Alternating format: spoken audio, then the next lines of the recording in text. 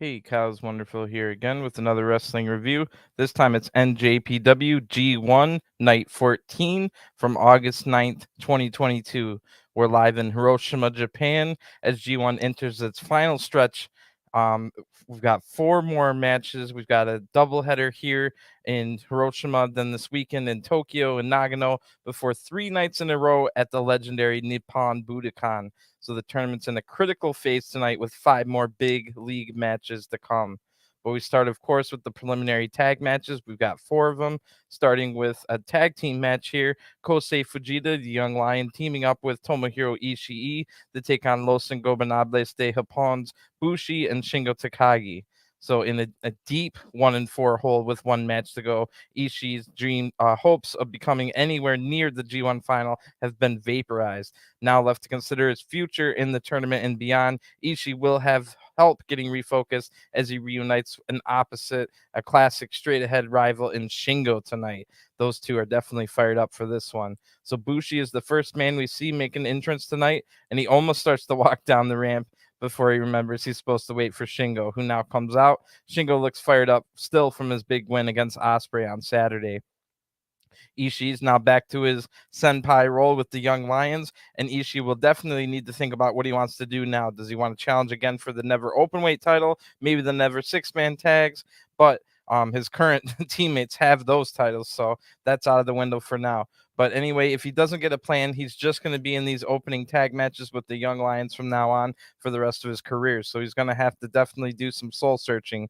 Fujita, the Young Lion, runs down ahead. Then Ishii eventually joins him. Ishii immediately gets right in Shingo's face, and Fujita rushes in with a drop kick, then knocks Bushi out of the ring. Then a drop kick takes control, or actually it knocks Shingo out of the ring, and now he takes control over Bushi, the Young Lion here, Fujita, who hits about 10 forearms in the corner in a row until Bushi can stop the attack.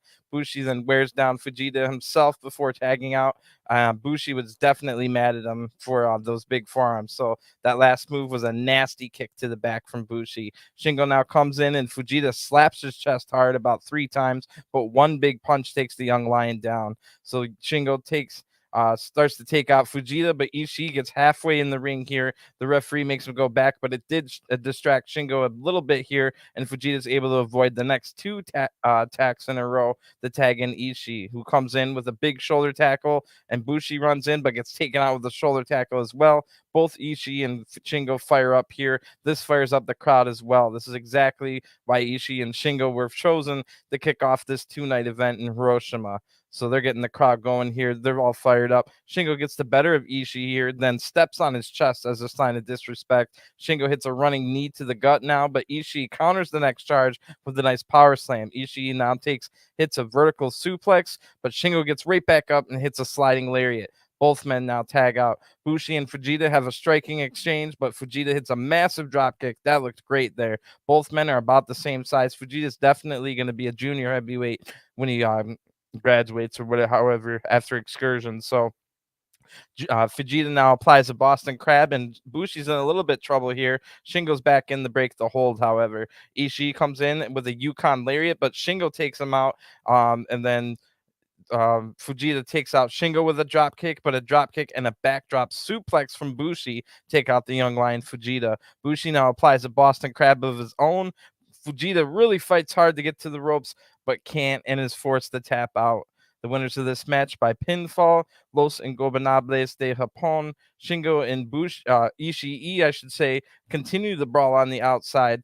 Nakashima, the Young Lion, tries to break it up, but Ishii and Shingo are too mad at each other here. But Oiwa, the third Young Lion, comes out and they're able to break up this fight. So Ishii finally leaves, and we hear a long portion again of Bushi's music for about the third or fourth time in a row. Like after about 2 minutes, there's a woman singing in the background of Bushi's music that we've got to find out during this G1 tour. He keeps getting pins during these tag matches. We've got another tag team match next. So a couple good tag matches to start off the night here. This one's Suzuki-Gun's Taka Michinoku and Zack Sabre Jr. against Team Filthy, Royce Isaacs, and Tom Lawler.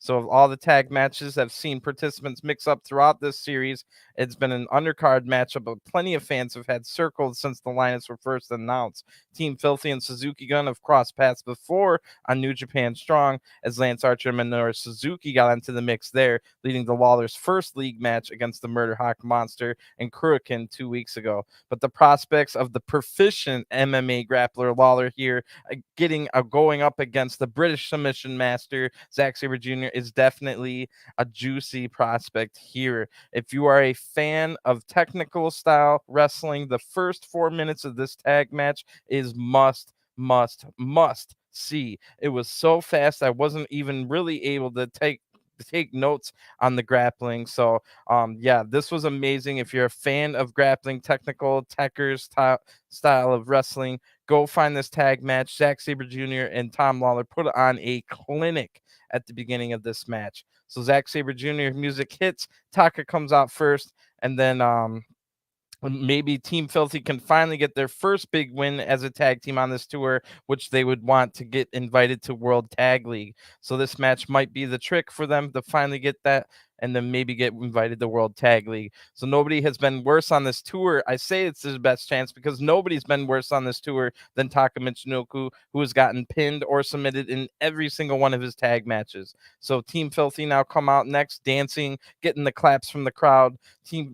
Tom Lawler has his hair up just like Taka Michinoku does. That was funny. Taka's mad about that. The crowd keeps doing the filthy clap chant for over a minute after the music stops. They absolutely love Tom Lawler over in Japan. Zack is hilarious during all the pre-match stuff.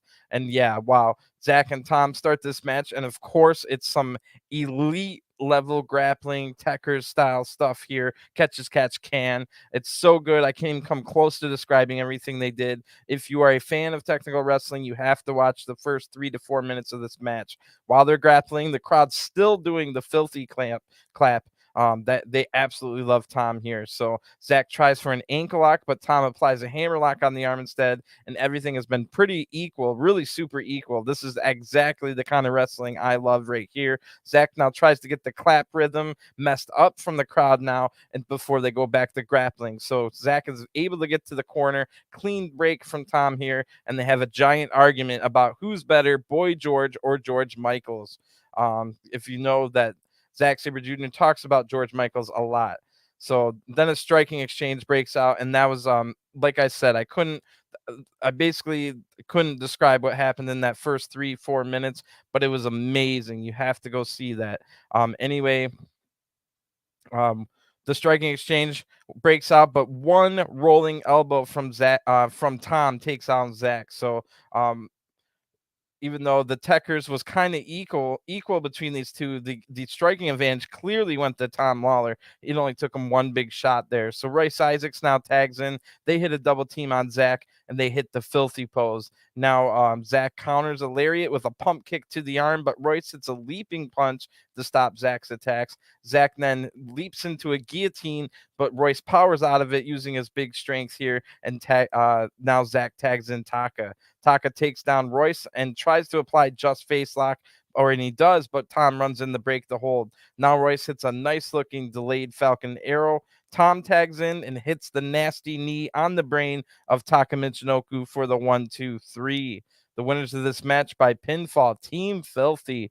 Wow, that was a great match. Again, if you're a technical wrestling fan, you have to go watch the first 3 or 4 minutes of this Team Filthy versus Zack Sabre Jr. match. I'm telling you, if you love technical wrestling, go search out this match. Tom Lawler, Zack Sabre Jr. putting on the Tekkers clinic for about 3.5 minutes straight.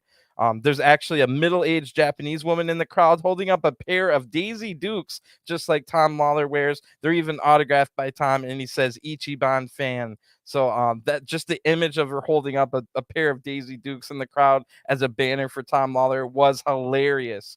Tom is absolutely loved by the people here, and it's great to see.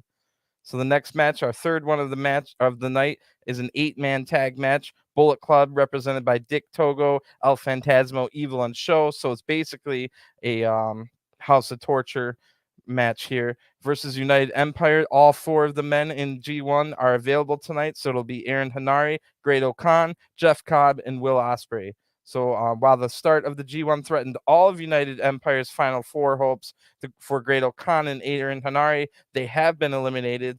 And Henare by Evil, who's in this match. Henare is going to be looking for revenge against Sho, Dick Togo, and Evil. So ELP has just a tiny sliver of hope left in D block, but is basically eliminated as well. With Will Ospreay firmly in the mix, he may have a difficult time ahead, needing 2 wins and some help as well. So early tag tours saw United Empire decimate House of Torture and Dick Togo in particular. Will they do that once again? So Evil captains out his mostly House of Torture team just with ELP added. We will have ELP on commentary for the league matches tonight, and he does basically say that he doesn't like the House of Torture guys, which is pretty funny. Like, I've been wondering if the Jay White Bullet Club really even liked being associated with the House of Torture. We're basically found out no, they don't. But we'll get into that later. ELP comes into this match super mad about ruining his G1 chances by he hit Juice Robinson with a chair in the ring and got disqualified, pretty much ruining his chances of winning from here on out. While United Empire's making their entrance, Henare just runs past everyone and attacks Dick Togo right away. So, like I said, Dick Togo cost Henare his league match against Evil and eliminated Henare. So the numbers game eventually catches up, and Evil is able to take control here because Henare ran in by himself. But Henare is able to hit a big kick. I think it was a springboard karate kick that he's been doing. Great O'Khan still doing a zombie entrance here as if nothing had happened. Now, Great O'Khan eventually finally starts fighting while he's still in his robe and everything. And then everything kind of settles down a little bit, and Great O'Khan tags in the start at he's doing like perverted faces here. Great O'Khan is. It was a little ridiculous. ELP just goes over to commentary now because Henare was too mad. Plus, ELP says he doesn't care about this match. But then Evil yells, the team captain here. Evil yells at ELP, and then Evil tags in ELP while holding on to the braid of O'Khan. ELP, it's a triple backflip back rake, and then followed by another back rake. So I definitely feel like ELP got a haircut since the last event. I'm not quite sure how I feel about it. His hair was cool before. Now it's a little bit kind of like the Shawn Michaels Dutch boy haircut that he had with the brown pants. Everyone everyone that watched WWE knows what I'm talking about. So anyway, ELP tags in Show now, and this match is an absolute mess. It started with that thing with Henare coming out, and it's just been a mess ever since it started. Show now does something that makes Great O'Khan make perverted faces yet again here. This match is kind of disturbing me more than anything. Now Will Ospreay comes in and he settles things down here, or at least by that I mean makes it a good, worthwhile match because he immediately hits a nasty looking handspring kick on Show. Show is able to block a move, but then gets caught. And again, Show blocks the move, this time by bending the fingers of Ospreay. Show now works on the arm a little bit, and he hits a drop kick. Or Will Ospreay hits a drop kick, flips backwards, lands on his knees, then hits another strike. That was insane. So Henare and Dick Togo now tag back in. And Togo immediately begs off for mercy. Evil comes from behind with ELP, but Henare blocks their double team. Then I don't even like Togo shakes hands here with with Dick Togo. So I didn't even Dick Togo's like, oh, let's shake hands, let's have a high five, and then Henare comes in from behind Togo where who just put his hands up. He was talking to Jeff Cobb. So that was what happened. Jeff Cobb came in. I didn't even remember Jeff Cobb was in this match. That's how broken down and weird this match is. But he eventually gets Dick Togo to lift his hands up in the air. Henare comes from behind, locks in Ultima Weapon, the full Nelson, forcing Togo to tap out. The winners of this match are United Empire. That match was a complete mess, but I do love what Henare is this mad. Henare is a badass. So Great O'Khan then does the United Empire roll call after the match, and then Will Ospreay gets hit in the head with ELP throwing in the turnbuckle pad. So Will Ospreay already knows that ELP is going to be on commentary later, so he makes the cloth chair that ELP is going to be sitting on later wet with water before he leaves. Will Ospreay pulling a little prank there. We'll see if he falls for it later on. But first, we've got one more preliminary tag match, It was supposed to be an 8-man tag match, but there is some major news coming out of this. So I don't even know. Let me read what they have for the preview, and I'll take out what I can. So the entire face of A Block here, and G1, perhaps all of NJPW perhaps might have changed Sunday with Jonah defeating not Great Khan, sorry, with Sunday when Jonah defeated Kazuchika Okada to take his place at the top of the A Block. Tonight in Hiroshima, Okada will regroup and get focused on his next league match. And it was who he fights Tom Lawler next, but there's a little doubt that, or at least there was some, we were going to think that Jay White would be able to rub some salt in the wounds of Rainmaker tonight, but Jay White has come down ill. Jay White had to miss this event. He took a COVID test. It came back negative.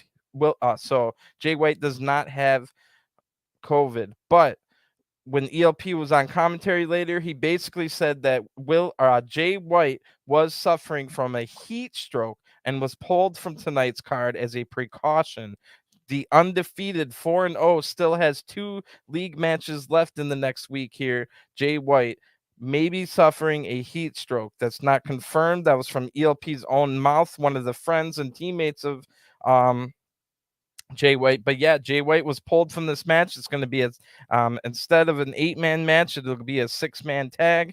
So Chaos will be Hiroki Goto, Kazuchika Okada, and then teaming up with Hiroshi Tanahashi. Toru Yano was supposed to be in this match, but he got pulled since Jay White got pulled. So that was pretty interesting news there. We'll have to keep our eye on that because Jay White, like I said, the current and only undefeated man in G1, suffering a potential heat stroke and was pulled from tonight's card as a precaution. Wow. So the new DX version of the Bullet Club music hits now, and this is when we're told about all that news about Jay White, but he did test negative for COVID, which is a good move. But it would just create so much chaos if Jay White is potentially pulled. It sounds like maybe Jay White will be back by tomorrow, but we'll have to wait and see. So I'm glad Yano's been pulled from this anyway. Chaos and then Tanahashi argue over who's going to start. Mainly it's between Tanahashi and Goto, who are in the same block.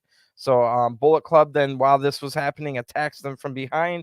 Goto and Juice are going to start the match. So Juice looks worse for the wear after getting his head slammed through a table from his own teammate ELP on Sunday. So Okada now tags in. He hits a big strikes on Juice. Okada hits a scoop slam and a senton atomico that has Juice in trouble. Tanahashi now tags in. Juice tries to fight back, but Tanahashi hits a springboard crossbody. Fale now tags in, and Fale just kicks Tanahashi from the apron. This allows Juice to finally tag him in. Juice and Fale both stand on Tanahashi's back, but Okada runs in and takes out Fale. Gato now tags in, and Tanahashi gets beat up on the outside by Juice and Fale. Juice now tags back in without Gato really doing anything other than getting a pin for a 2 count. Juice tagged in, hits a senton on Tanahashi for a 2 count. Tanahashi's in big trouble here. So Fale tags in now. He hits big body punches. Tanahashi's firing up now, hits a few strikes, but a throat thrust from Fale stops that attack. Tanahashi is able to hit a Dragon Screw leg whip a little bit later, and then finally tag in Okada, who comes in and hits a DDT on Fale. Fale then hits a spear that has Okada hurting, but Okada is able to nip up before Fale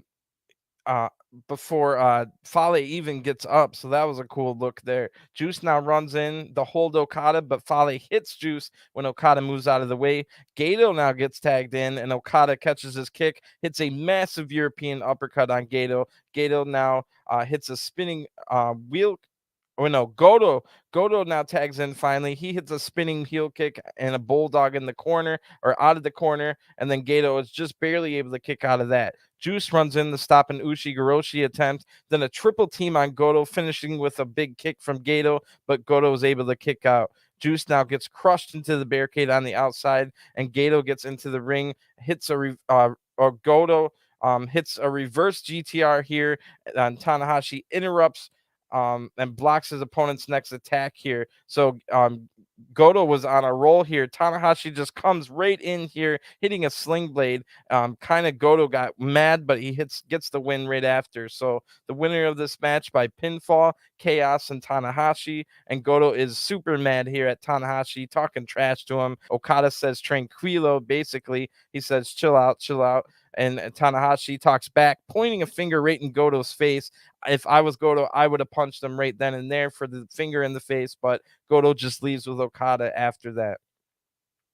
So now it's intermission time. Those first two tag matches were pretty good, but the two multi-man tag matches after that were kind of a mess. So after that, 5 blocks. We've got 5 block matches coming up with ELP on commentary, and hopefully ELP isn't too moody about getting eliminated. So he basically is at the beginning, but then warms up as he goes. So the first match here, we've got D block action. I think we have 2 D block matches in a row to kick off tonight. And this one's going to be Yujiro Takahashi versus YOSHI-HASHI. And YOSHI-HASHI is 2-1, while Yujiro Takahashi is 2-2. So the singles record between these two is owned by Yujiro, who's up 2-1. So with YOSHI-HASHI still with 3 matches left to go, I think he's the only guy that has 3 left. Maybe there's another one, but YOSHI-HASHI has 3 to go, and Yujiro at 2-2. There's still much to play for with this ultra competitive D block that David Finlay is the leader in. After a 6-year gap between singles bouts here, YOSHI-HASHI defeated Yujiro in New Japan Cup 2021, and then after victories against both El Phantasmo and Juice Robinson, will his 2022 G1 record against Bullet Club end up a perfect 3-0? So let's find out.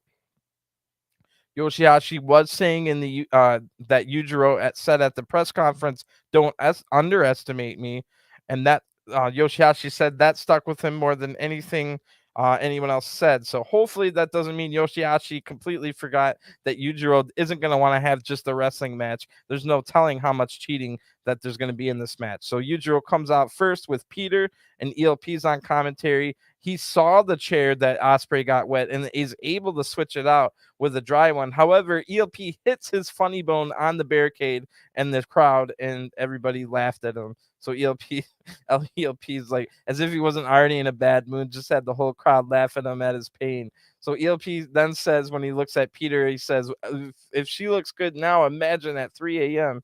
as he had taken her back with him after he had his match with Yujiro. So YOSHI-HASHI's now doing his entrance, but Yujiro attacks him from behind as YOSHI-HASHI's on the rope. So if YOSHI-HASHI did forget about the cheating, he's going to remember now. So maybe Yujiro should have not done that and like treated, oh, I'm going to have a clean match with you, and then cheated. They would have had the surprise attack. But anyway, YOSHI-HASHI's able to fight off this sneak attack here, eventually hitting a neck breaker that makes Yujiro bail out of the ring. YOSHI-HASHI goes after him, throwing Yujiro into the barricade, but Yujiro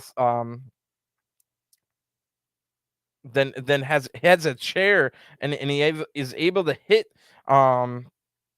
YOSHI-HASHI with the chair. The referee just barely didn't see it, but the general rule in New Japan is as long as the chair shot isn't in the ring, it's not a DQ. So that's exactly what happened to ELP. He did it in the ring, got caught, and he got disqualified. So back in the ring now, Yujiro's in control after that chair shot. YOSHI-HASHI started this tournament without shoulder tape, but now after his last match against ELP, YOSHI-HASHI has his shoulder taped up.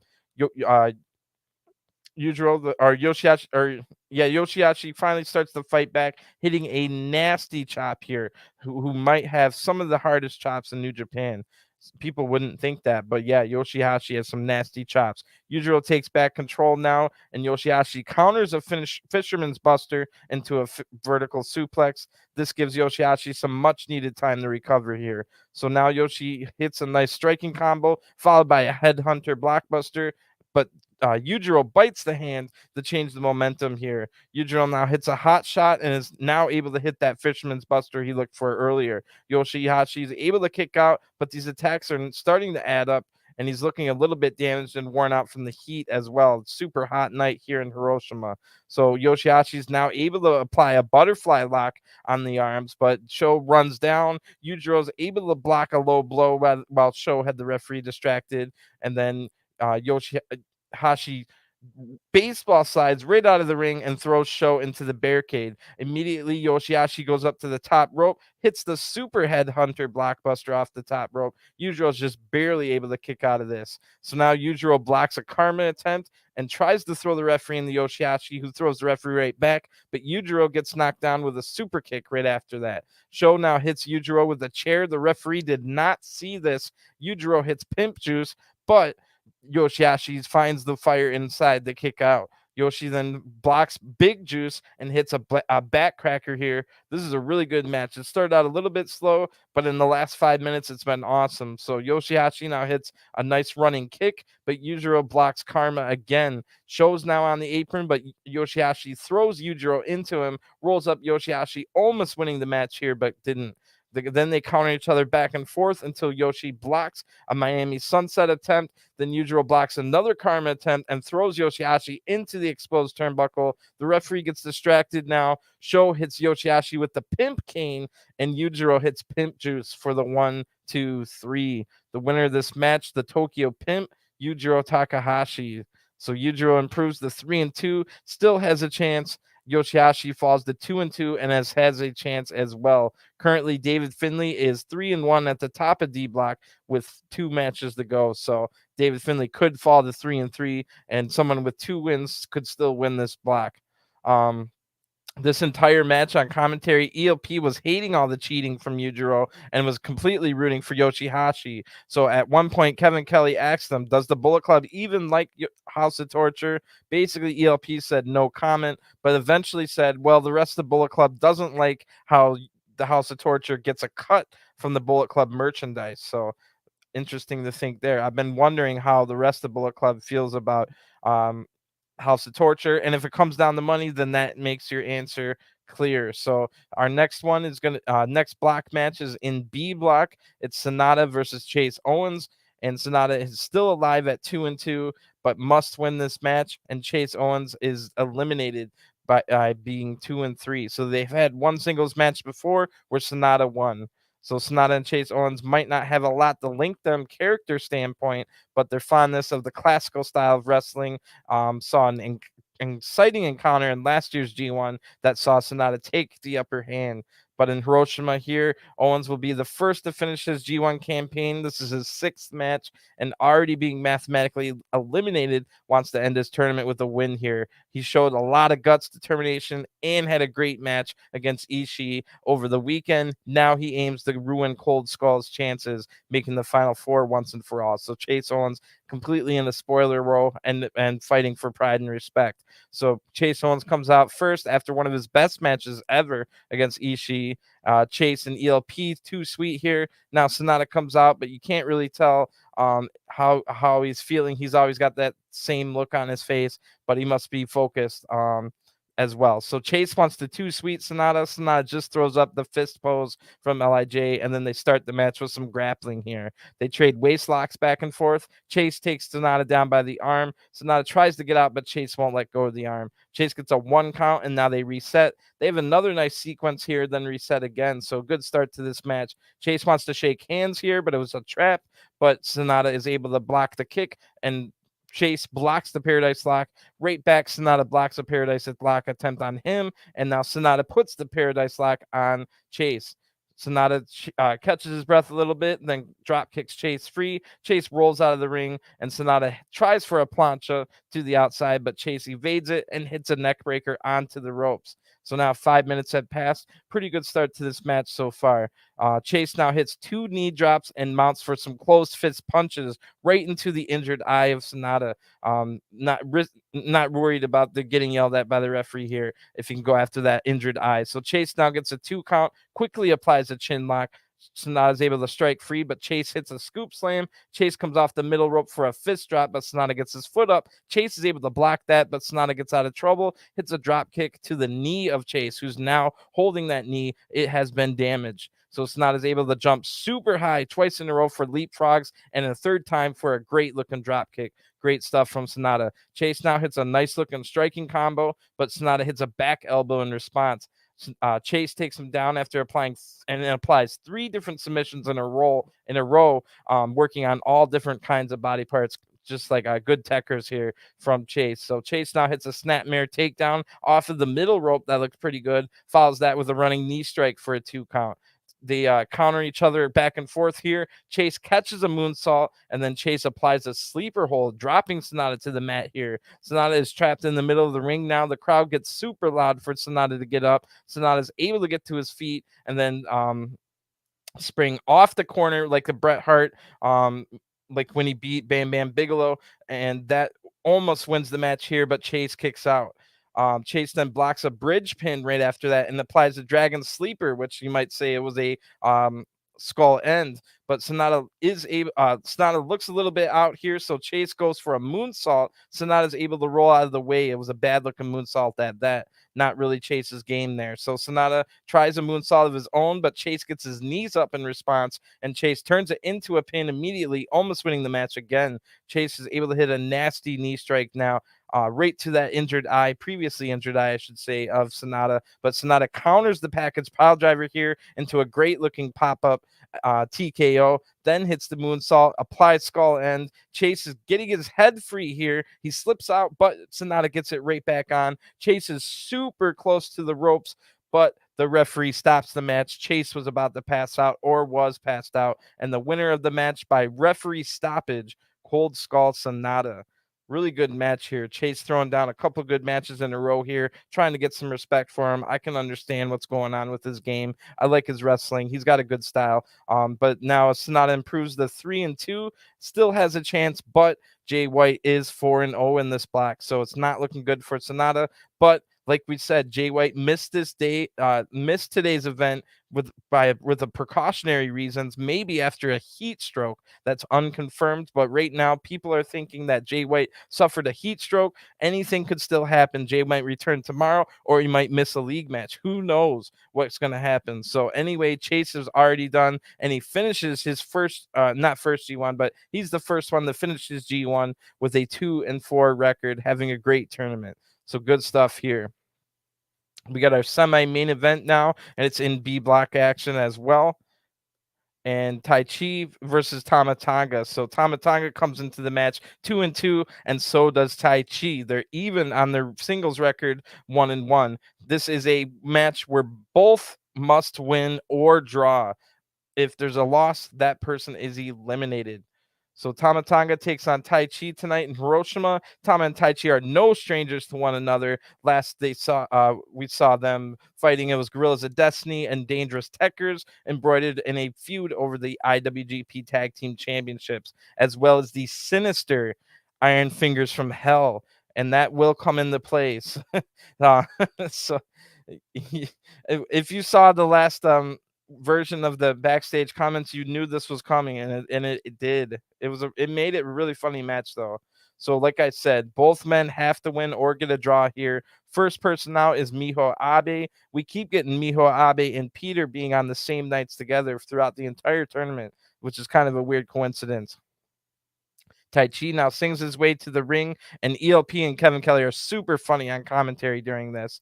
The backstage comments, like I was talking about, had Tai Chi said he would expose Tama Tonga as still being a bad guy, and talked about taking something from the NJPW exhibit that was on display here in Hiroshima today. So now we see that Tai Chi indeed has a pouch in his jacket that has the Iron Fingers in it. So Tama Tonga now comes out with Jado looking super focused. Both of these men only have one loss, but with the questions surrounding Jay White's health, this might end up being a huge battle if Jay has to drop out. But like I said, it sounds like Jay White will be returning, and I wouldn't put him out of the running yet. So even so, Tama has that final match against Jay. If he can get there with only one loss still, all he has to do is beat Jay to win the block. So now Tai Chi could also go to 3-1 with the win tonight. Nothing so far has happened with the Iron Claw, and they tie up here. Thomas shows that he's got good strength advantage, and this happens for a couple times in a row. So then we realize that Tai Chi is doing this on purpose. We don't even know if maybe the strength advantage isn't so nasty, but Tai Chi just kept going to the ropes and trying to bait Tama into hitting him, but Tama keeps giving the clean break. So the whole thing here is Tai Chi wants to expose Tama for still being a bad guy. Tai Chi now throws Tama the Iron Claw, and Tama freaks out here. Tama says, "No, bro, no." It is the Iron Glove from hell, so it turns whoever wears it into a crazed berserker, and Tama does not want that to happen because he would do evil things again, and he's trying to repent and become a good guy. So Tai Chi now goes on the attack as the match actually starts here, and the fight spills to the outside right away. Tama hits hits hard into the barricade here, and Tai Chi uses the cables around Tama's neck. Then Tai Chi tries to bait Jado into hitting him here. Jado himself has turned himself around into a good guy after being a bad guy his whole career. So Tai Chi then tells Tama to hit him in the nuts, and Tama doesn't want to. So Tai Chi hits a stiff kick to the back, tries a few more throat holds, and then the referee gives him a 5 count, of course. Tama's a little bit dazed here, and kicks take him back down. Tai Chi now hits some chest kicks that fires up Tama, but Tai Chi goes for the throat again. Tama hits a lariat now after getting kicked, and then both men are down. The crowd's cheering for Tama to get back on the attack. Tama's first up, and he hits a lariat, back elbow, scoop slam combo there. Tama definitely needed that to recover all that damage he took early on in this match. Tama's keeping the pace a little bit slow here. Just waiting for the perfect opportunity. You know, Tama Tonga loves it when it gets to the fast pace. But just waiting for the perfect time after taking all that damage. Tama now hits 3 European uppercuts, but Tai Chi evades a corner splash, hitting a Kamagori kick.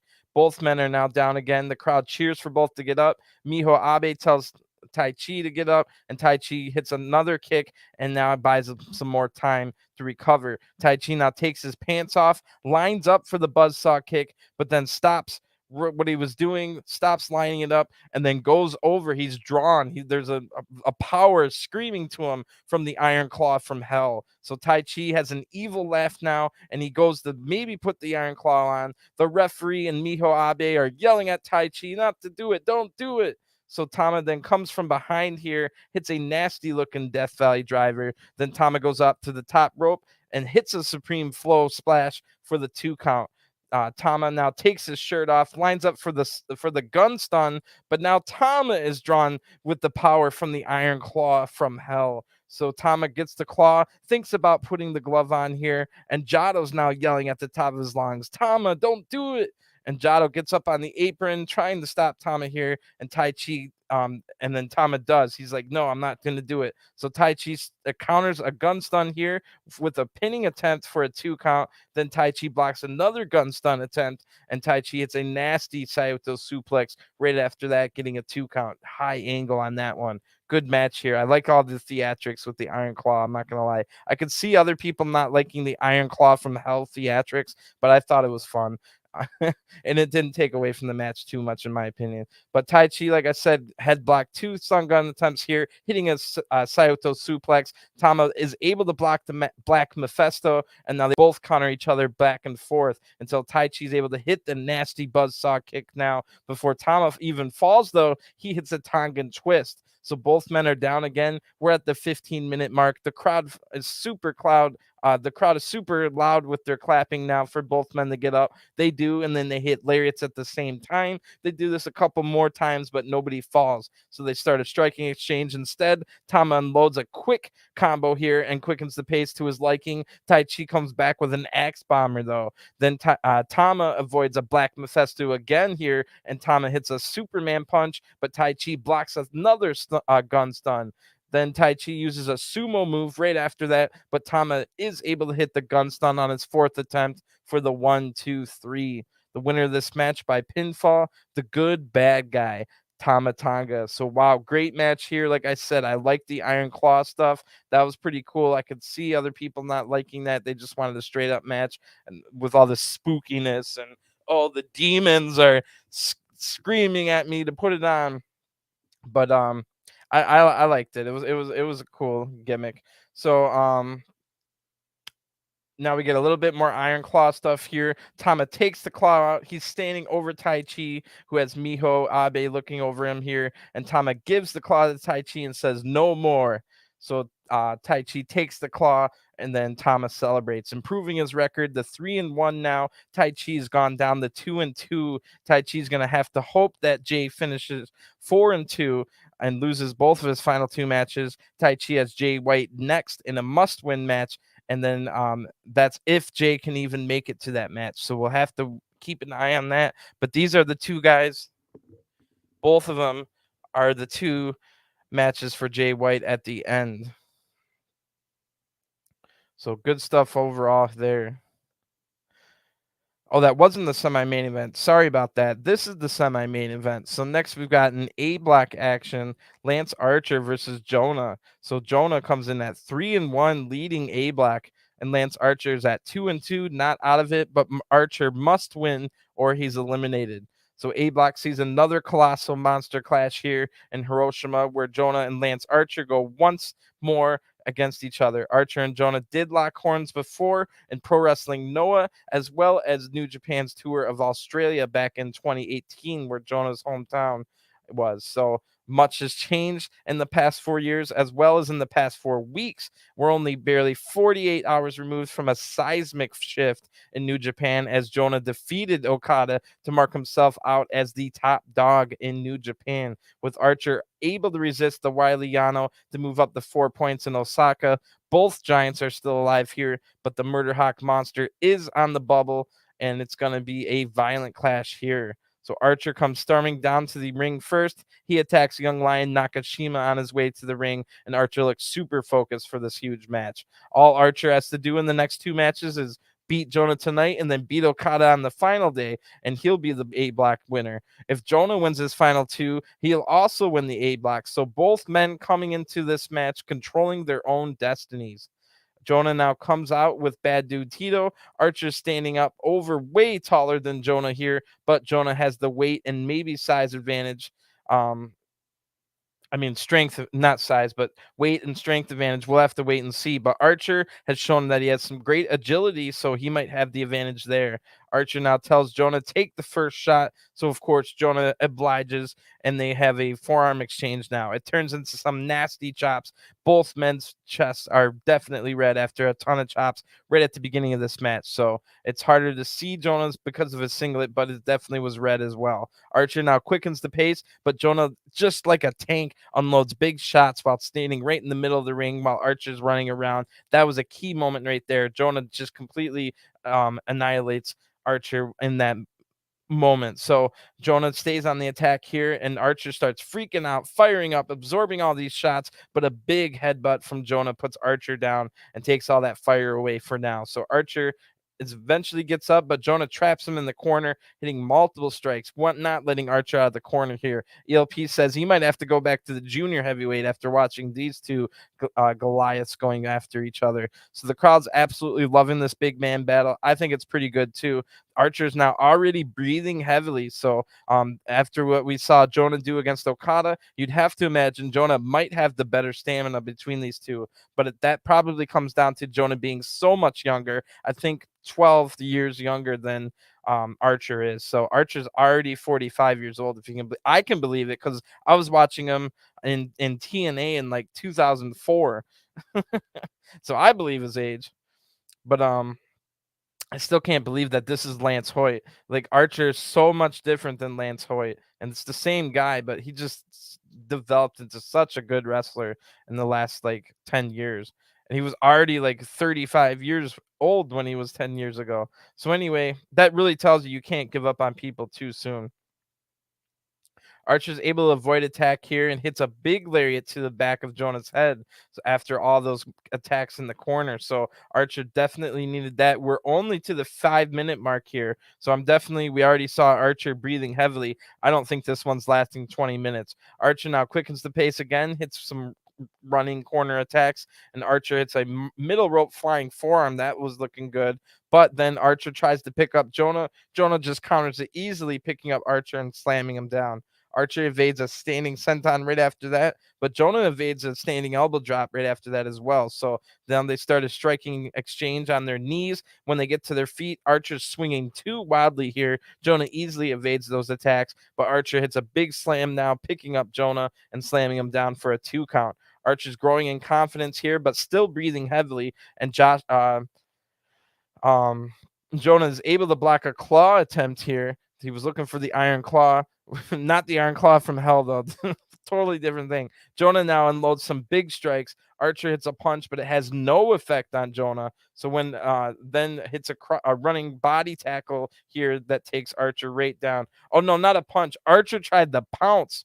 Archer hit the pounce, period, and it had absolutely no effect on Jonah. So Jonah just comes right back down with a body tackle, avalanche body tackle that takes Archer down. So Jonah goes up to the top rope with his back turn, looking for like a moonsault or something, but Archer crotches him on the rope. Archer now goes up to the ropes looking for a German superplex here. I don't know if the ring would have survived that, but Jonah is able to fight him off. Archer now lifts Jonah up looking for the blackout here. I don't even know if that would have been physically possible, but Jonah escapes this. We'll never find out, and hits a big lariat here. Jonah does. Now 10 minutes have passed. Jonah now hits a massive Black Forest bomb, power bomb, but somehow, before Jonah can leap off the top rope with the torpedo, Archer gets right up. Now both men are fighting on the apron. Jonah hits a thrust kick that knocks Archer down off the apron, and then leaps off the apron, taking Archer down with a flying shoulder tackle from the 400-pounder. That looked great there. Archer then sends Jonah into the barricade.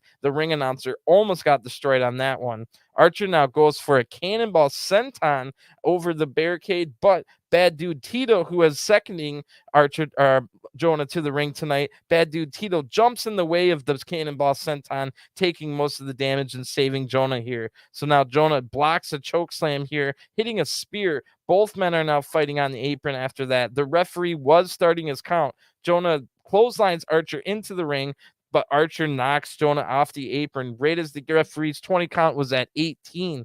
Jonah bangs off the barricade, tries to get back into the ring, but is unable to. The winner of this match by count out is the Murder Hawk monster, Lance Archer. Wow, I did not see that coming. So Lance Archer goes over to the English commentators and says Tom Lawler will hurt Okada in the next match, and then I will beat Okada in the last match to win G1.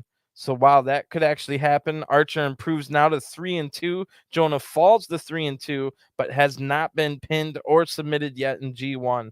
Both of Jonah's losses are by countout to Yano and now Archer. So Jonah will need Tom Lawler to defeat Okada. Otherwise, if Okada wins his next two matches, Okada will go through. I think. Did I have that wrong? But I'm thinking like it might end in a triple threat 3-way tie, which would create a triple threat match for the block winner on the line, which would be absolutely wild. Could you imagine Jonah, Okada, Archer in a 3-way for the winner of the block on the line? That would be insane. I almost want that to happen more than anything else now. Just give me that match, please. I know a lot of New Japan purists are gonna be like, no, not a 3-way. But I don't care. Anyway, we've got our big main event tonight, and it did not let down. This is a good one. We've got Kenta versus Tatsuya Naito. Naito comes into this match 2-2 after losing his first two. He won his next two.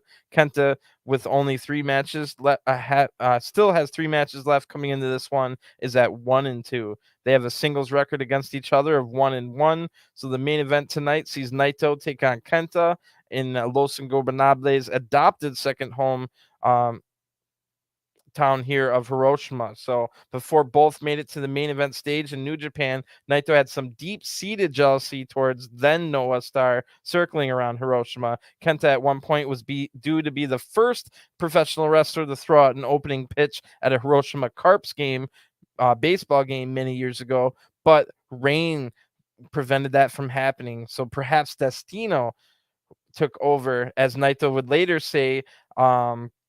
He prayed for rain that day. So then the LIJ founder had just become the IWGP heavyweight and intercontinental champion and was prepared to live out his dream of arousing tears of De Japon and 300 or 30,000 in unison when he was jumped in perhaps the most shocking post-match New Japan attack in history. The ensuing title match between the two in Osaka was memorably bloody battle that also symbolized the start of Naito's woes. affecting what would rightfully be the most triumphant drawing period, with the COVID pandemic, Evil's betrayal, and injuries blighting the next 2 years. But Naito now is wholly driven on to be at the main event of Wrestle Kingdom 17. Two losses out of the gate put Naito in a corner, as they did with Kenta, but both men have now won in their lose in your eliminated matches so far. So with this match being effectively make or break for both, do Naito's dome dreams live on, or will they be extinguished by Kenta tonight? Big time match here. So Kenta comes out first. He's already mocking Naito about this being his second hometown. So Naito comes out now, a hometown favorite here, and that's because his favorite baseball team, the Hiroshima Carps. So the crowd is 100% behind Naito and in support of Naito in this match, doing a big Naito clap basically throughout the entire match. So Naito takes his time taking his suit off. Now, when the match starts, Kenta just goes to the ropes without even touching. Naito just laughs at this. Kenta does it again. Naito starts clapping around with the crowd. So Naito now goes to the ropes and does the same thing to Kenta.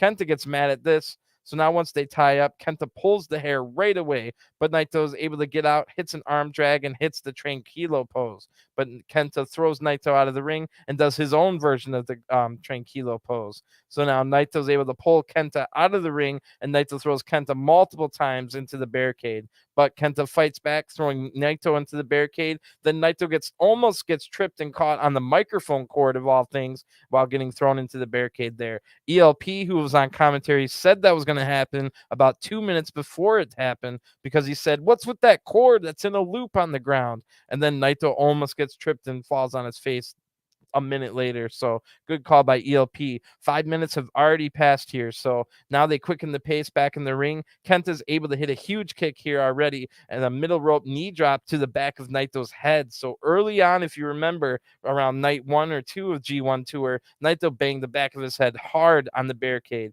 I know a lot has happened since then, but in the scheme of things, that was only about 18, 20 days ago. So Kenta now keeps control with the head scissors here applied, like the head scissors submission hold version, but Naito eventually is able to get to the ropes, but the damage is done here. He's got a hurting head, neck area now. Kenta then unloads some huge kicks to the chest, then puts a chin lock on Naito. Kenta is now, once he gets out of that, paint brushing Naito. That fires up Naito, who comes up hitting multiple forearms and a neck breaker. This buys Naito some much needed time to recover after all those big attacks there.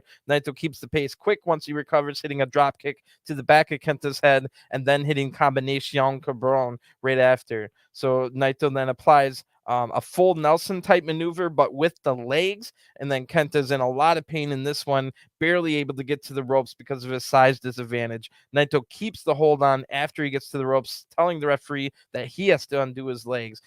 So we don't know if that's true or not, but it might be one of those tactics.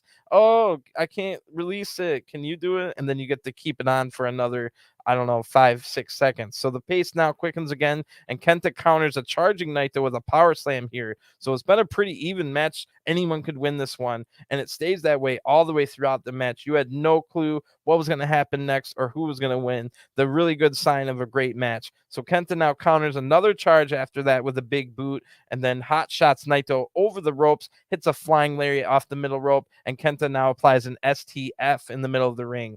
That ELP pissed me off by saying John Cena taught him that. I haven't been that mad in a while watching New Japan. Oh, wait, no, not since Yano got a count out victory over Jonah on Jonah's first ever G1 match. Anyway, Kenta's still applying the STF while he's mocking the Naito claps. That was pretty funny. Eventually, Naito gets to the ropes, and Kenta says, "Oh, I can't get the hold off, referee." So that was funny. Right back at you, Naito, right?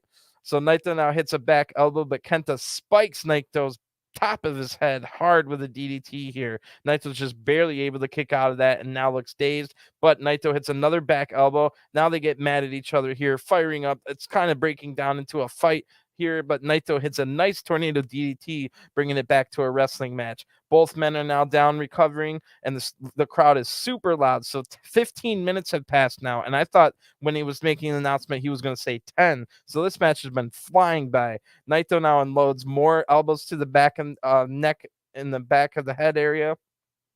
Kenta collapses to the ground, but Naito hits about 10 more of these hammer and elbow type maneuvers, or hammer and anvil type maneuvers here, but Kenta's now dazed. Naito hits Gloria here, but Kenta's just barely able to kick out. Kenta then blocks Destino, but Naito hits a nasty looking, stiff looking spine buster.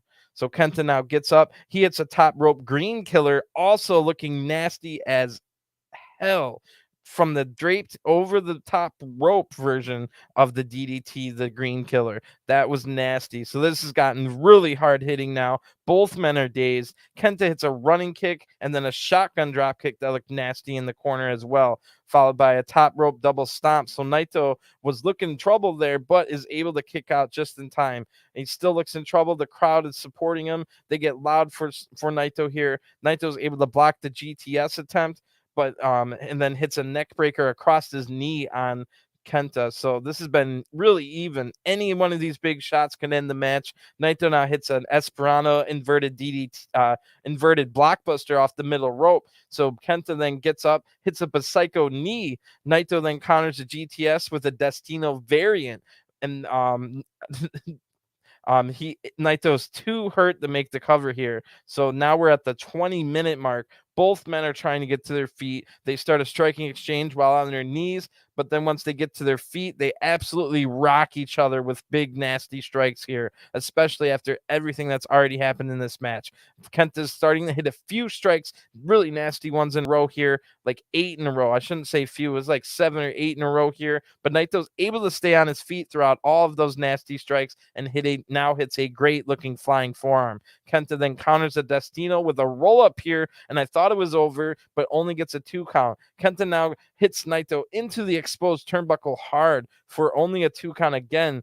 Naito's now bleeding and dazed. Kenta hits a Psycho knee again, only again for a 2 count. Naito now counters the GTS attempt with the Valencia brainbuster here. Naito now hits Destino flush and gets the 1-2-3.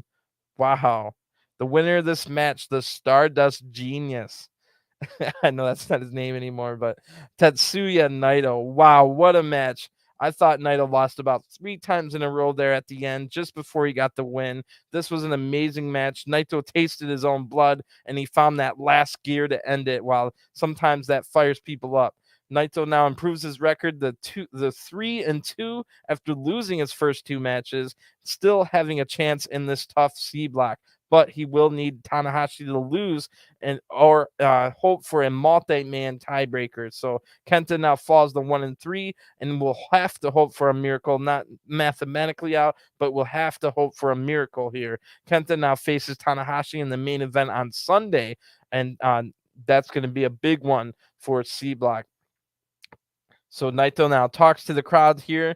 We don't have live translations, but he basically says, "Good night, Hiroshima. Thank you." And then he does the LIJ roll call, ending with the "De Ha Pon."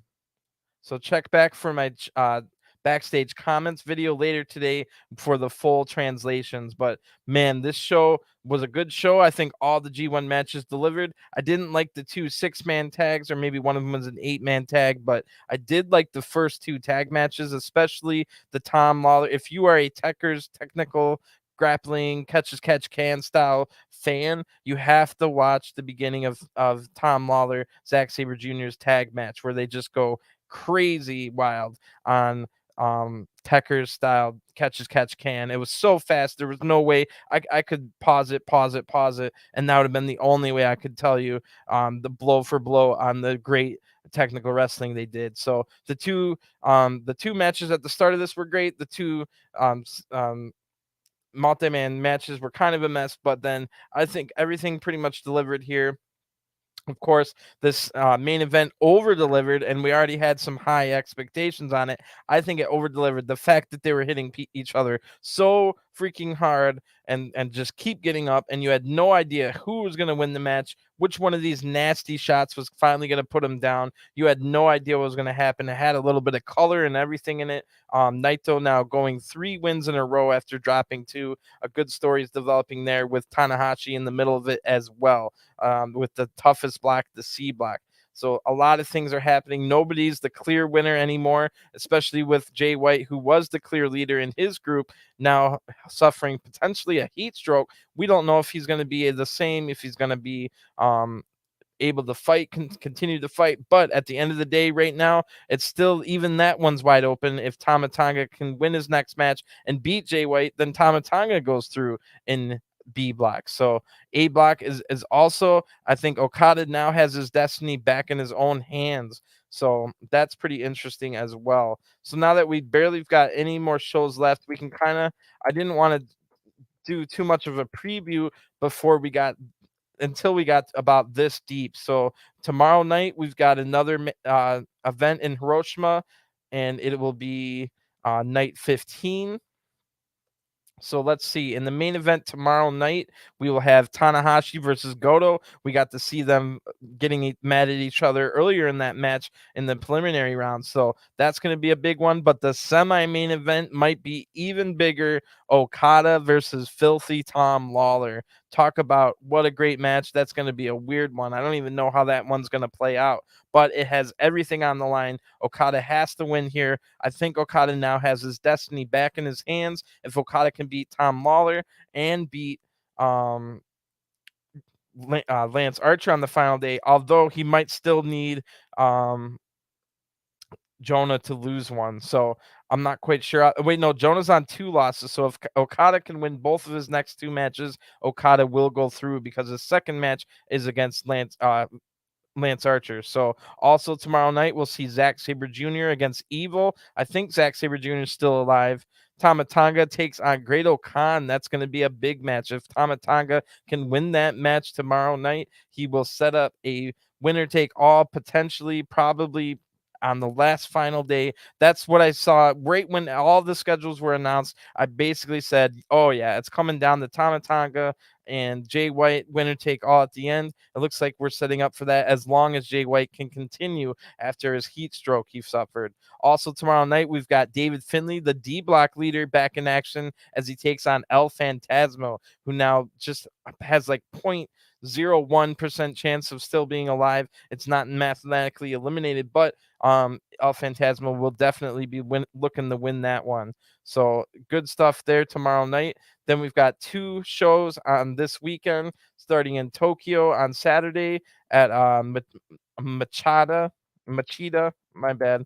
I said it like it was Spanish, but in the main event of that one, that's where Jay White's scheduled to have his next match. So Jay White will have all the way until Saturday. If Jay White has to miss tomorrow's match, he only has to miss out on a preliminary tag. So if Jay White can return for Saturday, he'll be in the main event against Tai Chi. I'm almost guaranteed that Jay White will be able to make that match. Tai Chi, I don't think has quite been eliminated, but he's teetering on the edge with like a 0.01% chance as well. And that's going to be a big match. If Jay White wins that, Tama Tonga has to win his match or it's over. And Jay White will go through with only 5 matches completed. Also in the semi-main event on Saturday, it'll be YOSHI-HASHI versus Will Ospreay, another big D block match. Ospreay now losing to both David Finlay and Shingo Takagi, who wrestles in the match right before that. So Shingo takes on Yujiro right before that match, and YOSHI-HASHI takes on Will Ospreay. We saw both Yujiro and YOSHI-HASHI fight each other earlier today, and I think one of them might still be alive, but it's basically, this one's crazy.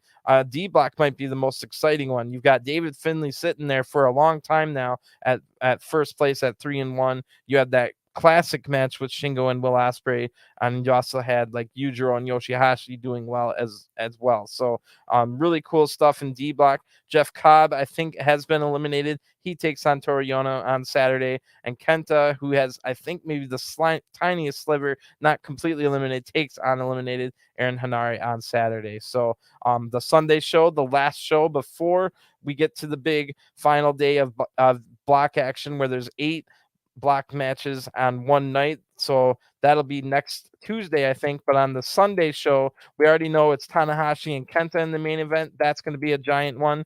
Tom Lawler, I think he might be eliminated, but maybe not. If Tom Lawler can beat Okada tomorrow, he then takes on Jeff Cobb in a pretty big match on Sunday. Also on that night is Tai Chi Great-O-Khan. Potentially Tai Chi could still be in it. And then David Finlay has to fight again against YOSHI-HASHI. So David Finlay, the Black leader, has 3 matches left in the final flurry of nights. So that'll take us after Sunday. It'll be on the next Tuesday. That's the big event. A week from now, a week from today, is the big 8 block matches, no preliminary tags all night long, starting with this is in no particular order, but it has Lance Archer and Okada, which could be winner take all for the A block. It's got Bad Luck Fale Jonah, which Jonah might still be in control. If Jonah wins that match, it might take him through.